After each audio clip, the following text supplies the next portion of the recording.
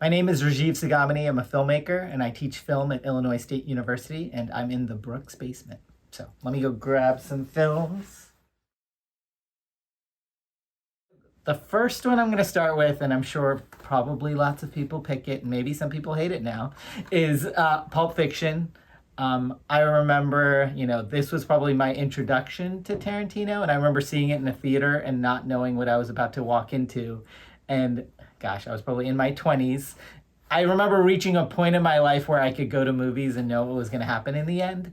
And it, like, both television and film became pretty boring to me. And I remember walking into Pulp Fiction and not having a single clue what was going to happen next from beginning to end, and it kind of just blowing my mind in terms of the unconventionality of the cinema of its time when I watched it, and of course taking a bunch of other friends to it, and then some of them hating it for all the reasons that I loved it in terms of its unpredictability.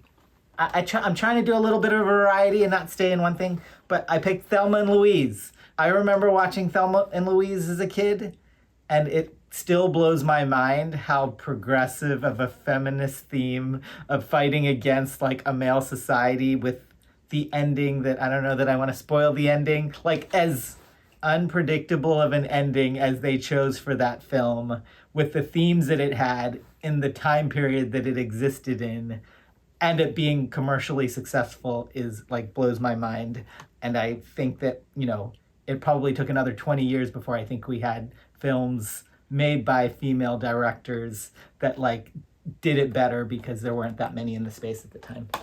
Next one is adaptation. Like, if you know me or talk to me, I love Kaufman and Spike Jonze. Like, I probably like everything that Kaufman has ever done. I wish I could be him, right? And adaptation, as much as there's the trope of not making films about filmmaking, I think adaptation both breaks the rules and teaches you the rules better than any film about filmmaking. And of course, Nicolas Cage is great. It does the voiceover, all these things that you're not supposed to do while telling you you're not supposed to do them and showing you why you can still do them. Brilliant. Next film is Do the Right Thing, kind of along with, the Thelma and Louise motif, both amazing and infuriating how ahead of his time most of Spike Lee's films are. I was just thinking the other day about, Mississippi Masala or White Men Can't Jump, and how many themes Spike Lee was commenting on 20 years before they became a big deal to lots of other people. And, I feel like I watched Do the Right Thing initially and was like, I think it's pretty good. And then when I started teaching, I watched it again with my students and I was like, holy crap, like how ahead of his time, both in terms of the interstitials, the style, like, once again, I love filmmaking that is, made by a filmmaker that cannot be copied by someone else, right? And so obviously Spike Lee's connection to both the material and to New York, and what was going on in the world, was something that nobody else could have spoke to at the time. My next pick is Battlestar Galactica. And I remember when Battlestar Galactica came out, a friend of mine, June, was like, you have to watch Battlestar Galactica. And I was like, I don't watch sci-fi. There's too much of it. It's too long. I was a half-hour comedy guy, and I did not want to spend an hour a week watching robots and spaceships.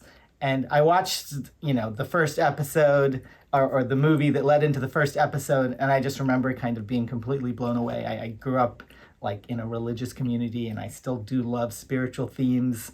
What blew me away was that how, as much as there were cyborgs and spaceships and, like the falling apart of humanity, that the true weight of the show was in the characters and the relationships, and the fact that the show had embedded within it like this desire for more, which in essence is like spirituality. Like, I thought like it did those themes in such an elegant way, and that the spectacle of the show, like in terms of like the effects, really like were not what was carrying the show, but just added another layer to it.